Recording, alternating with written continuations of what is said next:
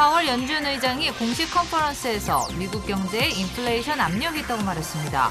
국채 금리는 치솟고 주가와 금 그리고 비트코인 가격까지 큰 폭으로 떨어졌습니다. LA 한인타운 선거구 단일화를 위한 한인 단체들 간의 연합 모임이 출범했습니다. 올해에는 반드시 선거구 재조정을 통해 단일화를 이뤄내기로 했습니다. 신규 코로나 확진자 수가 급감하면서 경기 회복에 대한 속도도 빨라질 것으로 예상됐습니다. 오렌지 카운티 지역의 오늘 하루 신규 확진자 수는 160명까지 내려갔습니다. 올해에는 LA 한인 축제가 특별한 이변이 없는 한 열릴 것으로 예상됩니다. 축제재단은 이사진과 운영진을 대폭 보강해 다음 달부터 축제 준비를 시작하기로 했습니다. 램지어 하버드대 교수의 또 다른 망원 논문이 드러났습니다. 일본 조직폭력배의 대부분은 한국인이나 불황인이라는 논문이 확인됐습니다. 사실과 다른 자료를 근거로 한 논문이었습니다. 네, 일본 조직폭력배의 대부분은 한국인이다. 램지어 교수가 이런 논문도 발표했던 사실이 추가로 드러났습니다. 관련 소식 잠시 뒤에 전해드리겠습니다. 네, 오늘은 경제 관련 뉴스부터 보도해드리겠습니다. 현재 미국 경제에서 초미의 관심사는 바로 인플레이션입니다. 그런데 오늘 연준 의장이 인플레이션 압력이 있다고 말했습니다. 곧바로 금융시장은 크게 요동쳤습니다. 뉴욕 주가는 급락했습니다. 먼저 이재린 기자가 보도하겠습니다. 인플레이션 압력이 커질 것으로 예상되나 일시적일 것이다. 제롬 파월 연방준비제도 의장이 인플레이션 압력이 형성될 수 있다고 말했습니다.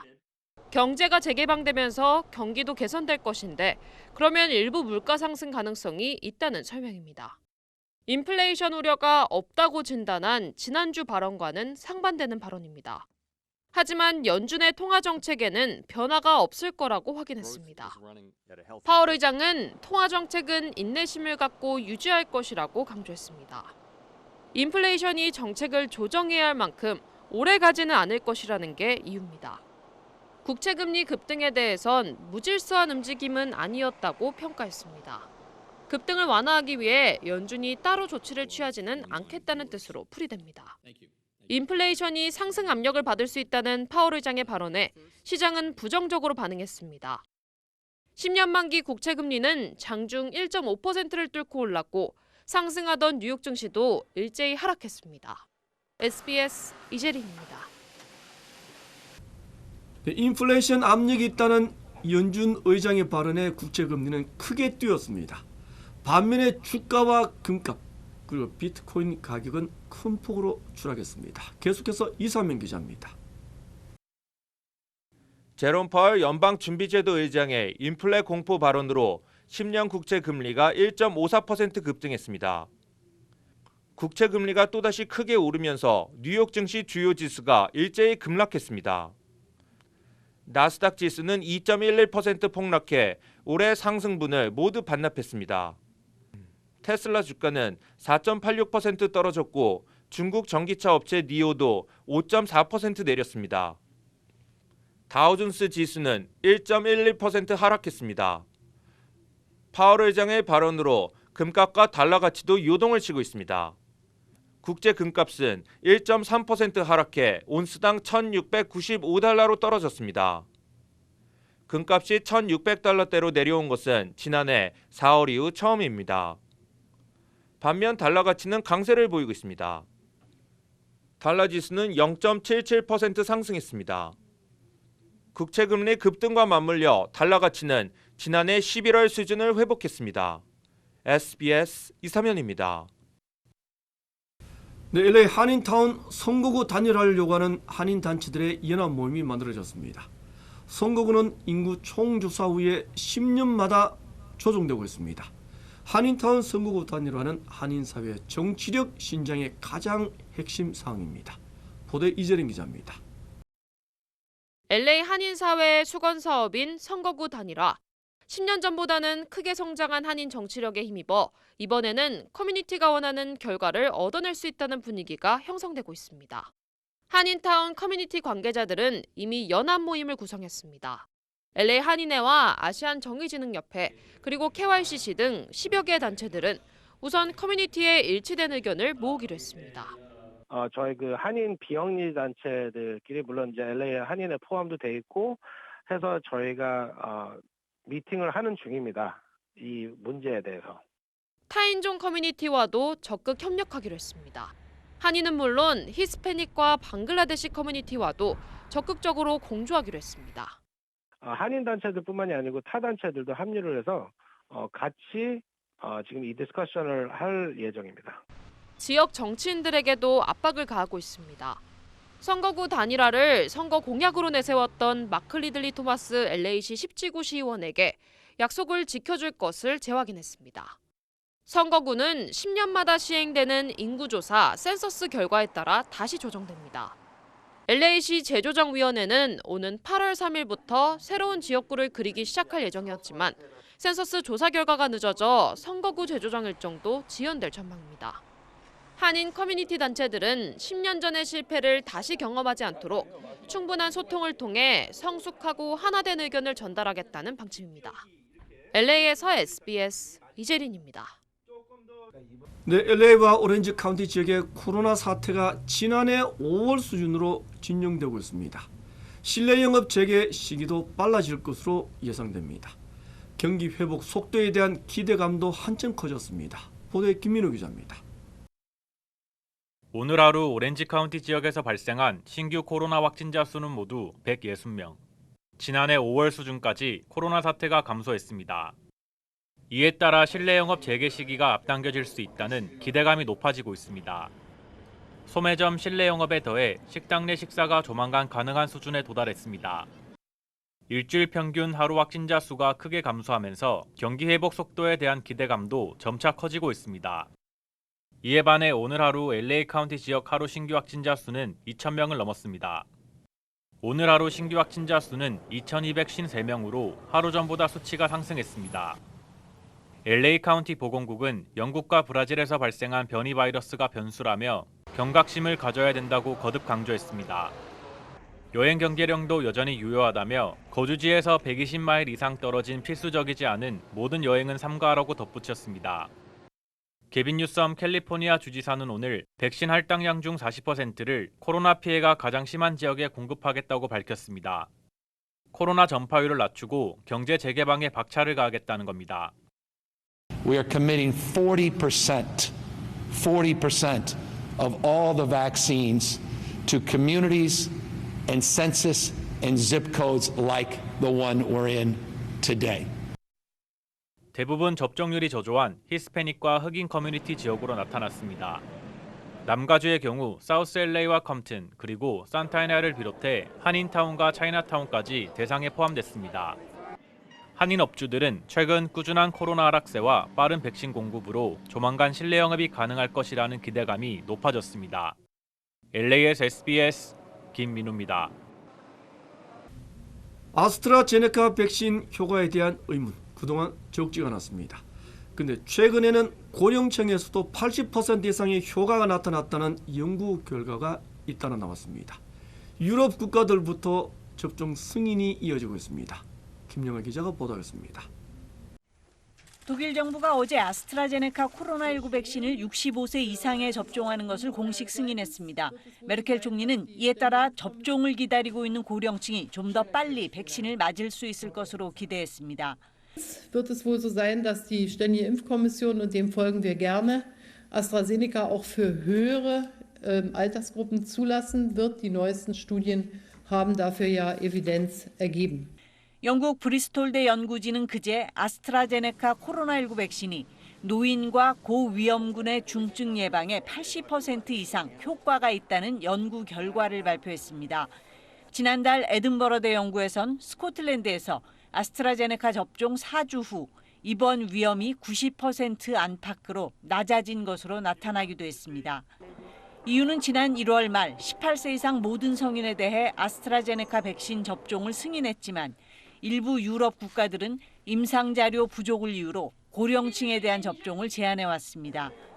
오스트리아도 어제부터 65세 이상 고령층의 아스트라제네카 백신 접종을 시작했고 스웨덴 보건당국도 접종 권고 대상을 65세 이상까지 확대했습니다.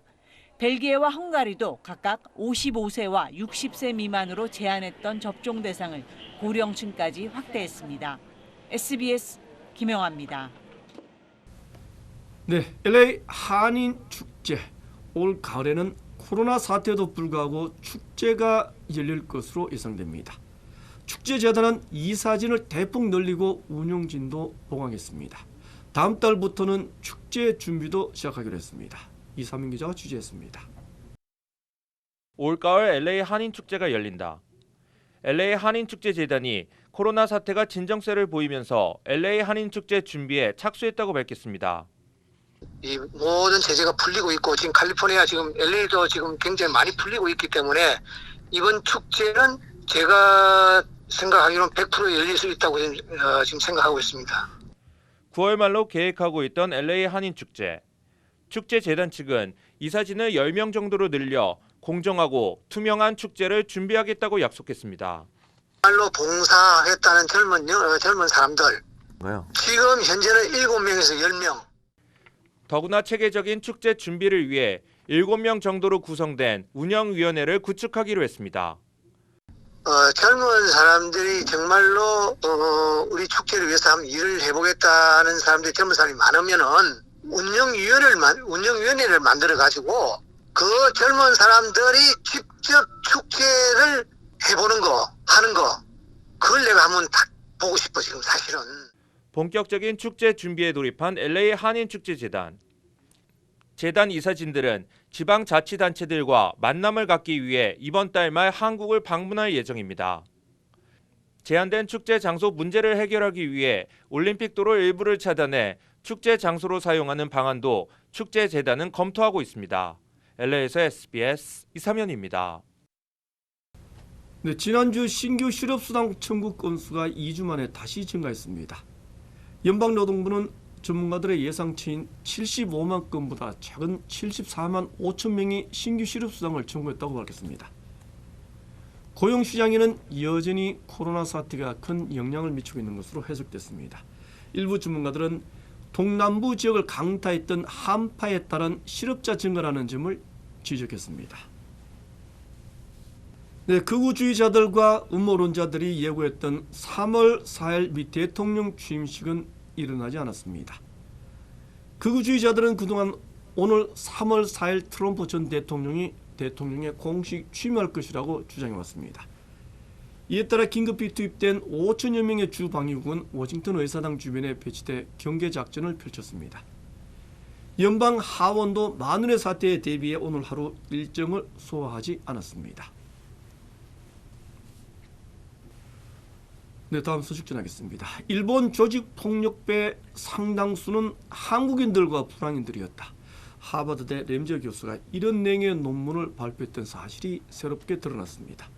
논문 내용은 대부분이 사실이 아니었습니다. 김수영 특파원이 단독으로 취재했습니다. 지난 2018년 3월 하버드대 램지어 교수가 인디아나대 라스무센 교수와 함께 일본의 조직범죄를 분석해 학술지에 발표한 논문입니다. 최하층민으로 일본에서 극심한 차별을 받는 불황민을 설명하면서 조직폭력배 대부분은 한국인이나 불황민이라고 썼습니다. 그러면서 실제 후쿠오카 지역 야쿠자인 쿠도카이의 조직원 70%는 불황민이나 한국인이라고 주장했습니다. 그런데 이 출처는 한 일본인의 개인 블로그였습니다. That's just simply not true. All Korean women, essentially he calls them all prostitutes. In this article, he calls Korean men in Japan not only criminals but also terrorists. 공동저자인 라스무센 교수는 지난해 8월부터 지금까지 무급 휴직 상태입니다. 천재들은 남자가 월등히 많다는 성차별 트윗을 비롯해 성소수자는 대학에 들어오면 안 된다. 흑인은 백인 학생에 비해 열등하다는 내용의 혐오 트윗을 쏟아내다 대학 당국의 조사를 받고 있기 때문입니다. 해당 논문에 대해 입장을 요구했지만 램지어 교수는 답변을 하지 않았고 라스무센 교수는 너무 뜨거운 주제여서 신중하게 답변해야 하는데 지금은 시간이 없다는 입장을 보내왔습니다. 위안부 피해자에 대한 역사 왜곡뿐만 아니라 한국인에 대한 혐오와 증오까지 램지어 교수는 자신의 논문을 통해 학계에 전파하고 있습니다. 워싱턴에서 SBS 김수영입니다. 네, 미 국무장관과 국방장관이 동시에 한국을 방문할 예정인 것으로 전해졌습니다. 오는 17일과 18일 이틀 동안입니다. 김혜영 기자입니다. 방한을 추진 중인 인사는 한미동맹 관계의 핵심인 블링컨 국무장관과 오스틴 국방장관입니다. 오는 17일과 18일 1박 2일 일정입니다. 예정대로 진행되면 바이든 행정부 출범 이후 미 고위 관료들의 첫 방문입니다. 복수의 정부 관계자와 소식통은 두 장관이 오는 15일부터 17일까지 일본 방문에 이어 한국을 찾는 방안을 한미 양국이 조율하고 있다고 전했습니다. 이들이 정의용 외교, 서욱 국방장관과 이른바 2+2 회담을 진행하고 문재인 대통령을 예방하는 일정도 검토되고 있습니다. 내일 미국 워싱턴 DC에서 진행되는 한미 방위비 분담금 협상의 마무리가 방한 과정에서 진행될 수도 있습니다. 현재 1조 389억 원에서 첫 해 기준 약 13% 인상된 액수의 분담금 협상 타결이 임박한 만큼 정의용, 블링컨 두 주무장관이 새 협정에 서명할 수 있다는 관측입니다. 양국은 이번 방안에서 한미동맹의 공고함을 재확인하고 한반도의 완전한 비핵화, 평화 정착을 위한 공조 의지를 다질 걸로 보입니다. 아울러 이번 일정이 악화일로였던 한일 관계를 복원하고 한미일 삼각동맹을 강화하는 계기가 될 수 있을지도 주목됩니다. SBS 김혜영입니다. 한미 방위비 분담금 협상도 사실상 타결된 것으로 알려졌습니다. 국무장관이 한국을 방문할 때 공식 발표할 예정입니다. 계속해서 김윤수 특파원이 전하겠습니다. 정은보 한미 방위비 분담 협상 대사가 미국 워싱턴에 도착했습니다. 내일 열리는 9번째 방위비 분담금 협상 회의에 참석하기 위해서입니다. 지난해 3월 한미 실무협상진이 잠정 합의한 방위비 분담금 13% 인상안을 트럼프 전 대통령이 반대하면서 협상이 1년 동안 공전돼 왔습니다. 바이든 정부 출범 이후 지난달 화상회의가 한 차례 열렸지만 대면 회의는 처음입니다. 그런 만큼 이번 회의에서 협상이 타결될 가능성이 높다는 관측이 많습니다. 마지막이 되기를 희망을 합니다만 더 필요에 따라서는 추가적인 대면 협상이 필요할 수도 있고요. 대부분의 쟁점 사항들이 해소되기를. 앞서 미국 언론들은 잇따라 한미 양국이 방위비 분담금을 13% 인상하는 단연 계약 체결에 근접했다고 보도했습니다. 블링컨 미 국무장관과 오스틴 미 국방장관이 오는 17일 방안을 추진하고 있는 점도 협상 타결 관측에 무게가 실리는 이유입니다. 내일 회의에서 타결된 내용을 두 장관이 방안에 공식 발표할 가능성이 제기되고 있습니다. 두 장관은 방안에 앞서 일본도 방문해 미일 안보협의위원회를 열기로 했습니다. 바이든 행정부의 외교수장이 첫 해외 순방지로 한국과 일본을 선택하면서 한미일 삼각동맹 강화에 본격적인 시동이 걸렸다는 평가가 나오고 있습니다. 워싱턴에서 SBS 김유수입니다. 네, 계속하겠습니다. 중국에서 가장 큰 정치 행사인 양회가 오늘 개막했습니다. 국회격인 전국인민대표회의와 정책자문기구인 인민정치협상회의입니다. 시진핑 주석의 장기 집권 토대를 마련할 것으로 예상됩니다. 김지성 특파원이 전해왔습니다. 코로나 백신 접종을 마친 2천여 명의 대표들이 마스크를 쓰고 베이징 인민대회당에 모였습니다. 시진핑 국가주석 등 중국 지도부가 모두 참석한 가운데 정책자문기구인 중국인민정치협상회의가 어제 개막했습니다. 中国人民政治协商会议第13届全国委员会第4次会议开幕。 중국 의회격인 전국인민대표회의는 오늘 개막하는데 이 두 회의를 일컬어 양회라 합니다. 지난해엔 코로나 사태 때문에 2달 늦게 열렸지만 올해는 평년과 같은 시기에 열어 일상 회복에 자신감을 보였습니다. 일주일간 계속될 양회에서 중국은 향후 5개년 계획과 2035년 장기 발전 전략을 승인합니다. 지난해처럼 올해도 경제 성장률 목표치를 제시하지 않거나 6%에서 8%와 같이 목표 구간을 제시할 가능성이 있습니다. 특히 중국 공산당 창당 100주년, 베이징 동계올림픽 등을 앞두고 시진핑 주석의 권력을 더욱 공고화할 것으로 예상됩니다. 让我们更加紧密地团结在以习近平同志为核心的中共中央周围，高举中国特色社会主义伟大旗帜。시 주석은 내년이면 집권 2기 임기가 끝나지만 중국은 이미 3번 연임 금지 조항을 폐기해 시 주석의 장기 집권의 길을 열어뒀습니다. 올해 양회에선 홍콩 선거제도 개편안도 승인해 중국의 직접 통치를 더욱 강화할 예정입니다. 베이징에서 SBS 김수영입니다. 네, 미얀마 시위 사태 속보 전해드리겠습니다. 쿠데타 세력인 군부는 시위 현장에 전투기까지 동원해 위협하고 있습니다. 현재까지 공식 확인된 사망자만 54명입니다. 박순영 기자입니다. 시위 현장에서 머리에 총을 맞고 쓰러진 시민을 동료 시위대가 옮깁니다. 군인들은 평화 시위를 벌이던 시민들을 향해 실탄을 쏘며 잔혹하게 진압했습니다. 일부 지역에서는 무장하지 않은 시민들을 상대로 기관총까지 동원됐습니다. 유엔은 군정의 무차별 유혈 진압으로 공식 확인된 사망자만 최소 54명이라고 밝혔습니다. The actual death toll, however, could be much higher, as these are the figures the office has been able to verify. Myanmar's military must stop murdering and jailing protesters. 시위 상황을 취재하던 내외신 기자도 29명이 체포되는 등 억류된 이들은 1,700명이 넘습니다. 유럽연합은 미얀마에 대한 모든 개발 협력 지원을 중단한다고 밝혔고 유엔에서도 무기 수출 금지와 경제 제재를 부과해야 한다는 의견이 힘을 받고 있습니다. 상황이 갈수록 심각해지면서 미얀마를 떠나려는 외국인의 행렬도 이어지고 있습니다. 어제 베트남인 390여 명이 여객기 2대를 이용해 베트남으로 돌아갔고 싱가포르 정부는 자국민에게 하루빨리 미얀마를 떠나라고 권고했습니다. 우리 외교부도 귀국을 희망하는 교민들을 위한 특별 항공기를 띄우기 위해 관계기관 협의와 교민 수요 조사를 진행하고 있습니다. SBS 박수진입니다. 네, 뉴질랜드 인근 해상에서 오늘 아침 규모 8.1의 강력한 지진이 발생했습니다. 쓰나미 경보는 일단 해제됐다고 합니다. 중계 주요 한인사회 소식을 정리했습니다. 내년 1월부터 저소득층 주민들에게 무료로 버스와 전철 등 대중교통수단을 이용하는 프로그램을 실시합니다. 카운티 메트로폴리탄 교통국 이사회는 연소득 3만 달러 미만의 저소득층 주민들을 대상으로 버스와 전철 이용 시 요금을 내지 않고 탈 수 있도록 하는 시범 프로그램을 내년 1월부터 18개월 동안 실시할 예정이라고 밝혔습니다.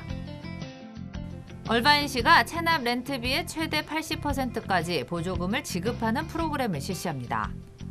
시정부는 코로나로 인해 경제적 어려움을 겪는 세입자 지원에 나선다며 오는 8일 오전 8시부터 19일 오후 5시까지 신청서를 접수받는다고 밝혔습니다. 추첨을 통해 대상으로 선정되면 렌트비 체납분 중 최대 80%까지 보조금을 받게 됩니다. 뉴저지주가 차량 등록증을 온라인으로 보여주고 확인할 수 있는 시스템을 추진하고 있습니다.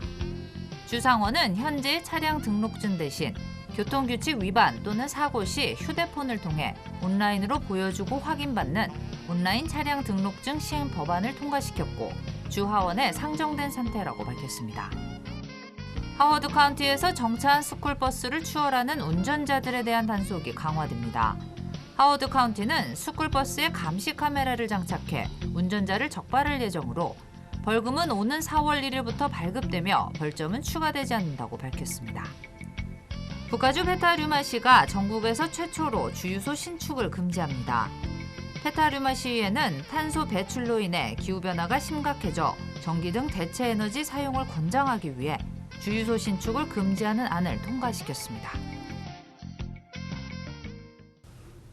청와대 그리고 법무부와 심각한 갈등을 빚고 있는 윤석열 검찰총장이 전격 사퇴했습니다. 검찰에서 자신의 역할은 여기까지다라고 말했습니다. 손영환 기자입니다. 대검찰청 현관 앞에 모습을 드러낸 윤석열 검찰총장은 망설임 없이 사퇴 이유를 밝혔습니다. 저는 우리 사회가 오랜 세월 쌓아올린 상식과 정의가 무너지는 것을 더 이상 지켜보고 있기 어렵습니다. 검찰에서의 제 역할은 지금 이제까지입니다. 여권의 중대범죄수사청 추진을 겨냥한 날선 비판도 이어갔습니다. 이 나라를 지탱해온 헌법 정신과 법치 시스템이 지금 파괴되고 있습니다. 그 피해는 오로지 국민에게 돌아갈 것입니다. 그러면서 검찰 밖에서 자신의 역할을 찾겠다는 뜻도 분명히 했습니다. 앞으로도 제가 어떤 위치에 있든지 자유민주주의와 국민을 보호하는 데 온 힘을 다하겠습니다. 앞서 올 초만 해도 문재인 정부의 검찰총장이란 말을 듣던 윤 총장이 남은 임기를 모두 채울 거란 관측이 지배적이었습니다. 하지만 검찰 갈등의 중재자로 나선 신현수 민정수석의 사의 파동, 그리고 여권의 중수청 추진안이 윤 총장의 무력감을 더했고 결국 사퇴 결심을 굳힌 결정타였다는 분석이 나오고 있습니다. 이때부터 윤 총장이 여론전을 이어가고 대구에선 정치인만큼 수위 센 발언을 이어가는 모습도 보였습니다. 윤 총장은 정치를 할 거냐 물음엔 당장 답하진 않았지만 결국 정치권에서 역할을 찾을 거란 전망이 지배적입니다. SBS 손형환입니다. 네, 청와대는 사퇴 표명 후 1시간 만에 즉각 수용했습니다. 검찰 출신 신현수 민정수석 사표도 곧바로 수리됐습니다. 계속해서 문준모 기자입니다.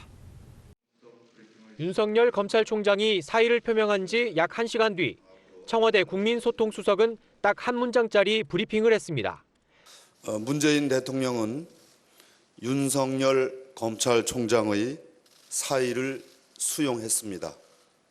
청와대 관계자는 단 한 문장으로 즉각 수용한다고 밝힌 것 자체가 메시지라고 설명했습니다.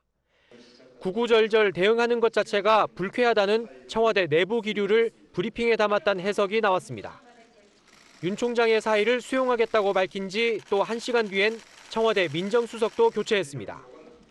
검찰 인사에서 이른바 패싱 논란으로 사의를 표명했던 신현수 수석이 직접 후임자를 소개했습니다.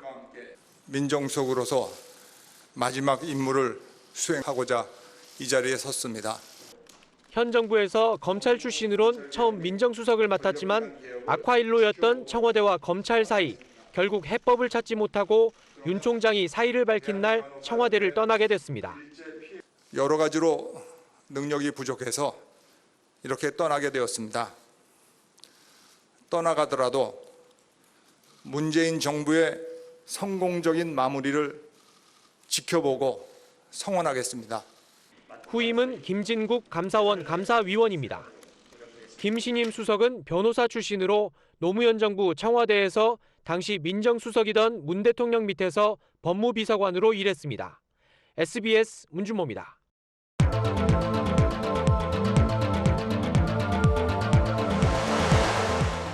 국민의힘 서울시장 후보의 오세훈 전 시장, 부산시장 후보에는 박형준 전 의원이 확정됐습니다. 범여권은 오는 8일쯤 단일화 후보를 최종 확정하기로 했습니다. 보도에 백운 기자입니다. 중도 확장성을 강조해온 오세훈, 보수 정체성에 무게를 둔 나경원 후보.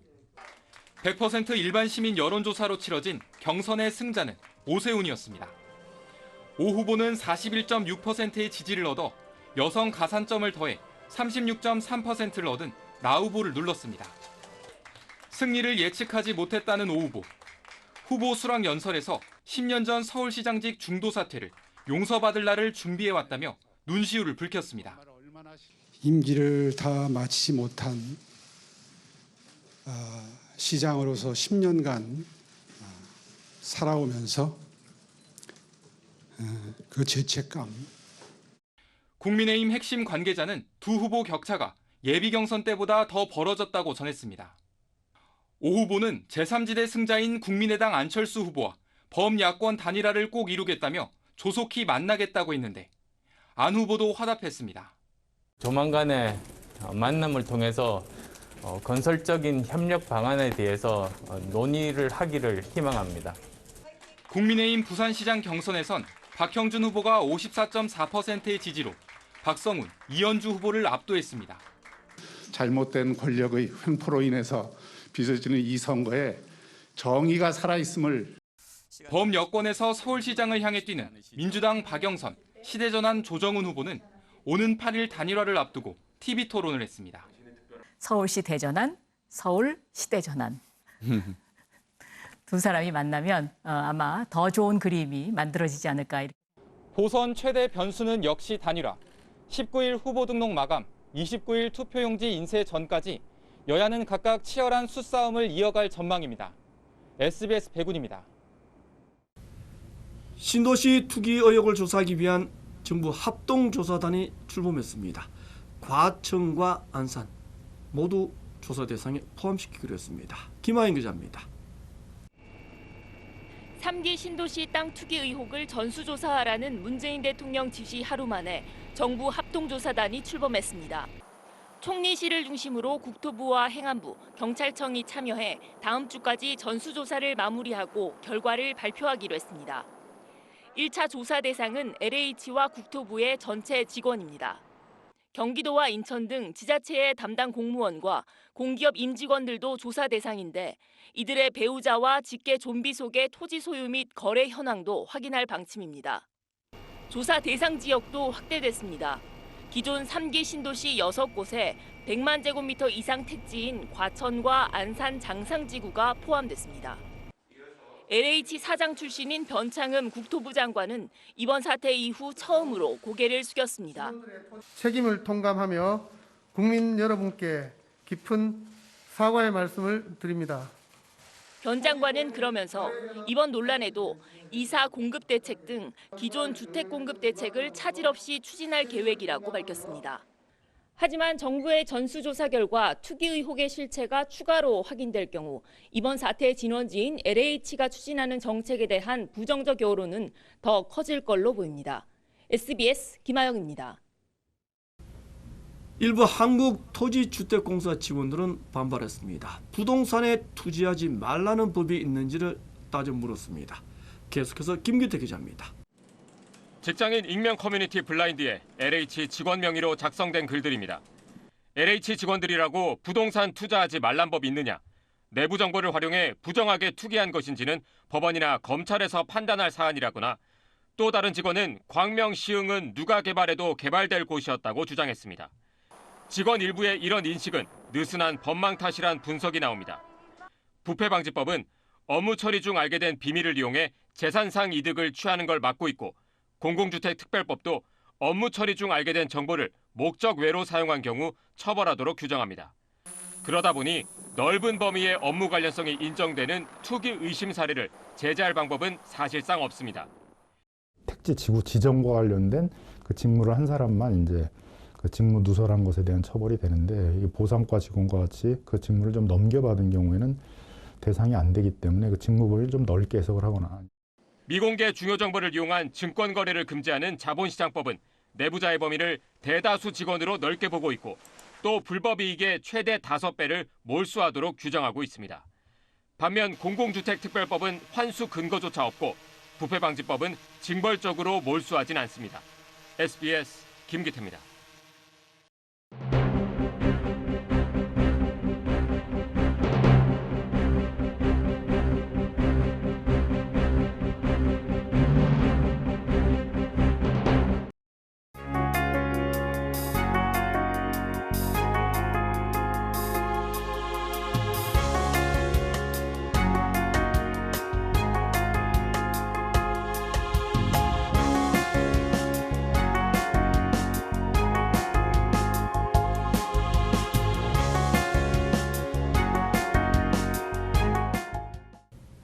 일본 조직폭력배인 야쿠자 주주들의 상당수, 대부분이 한국인 아니면 불황민이었다.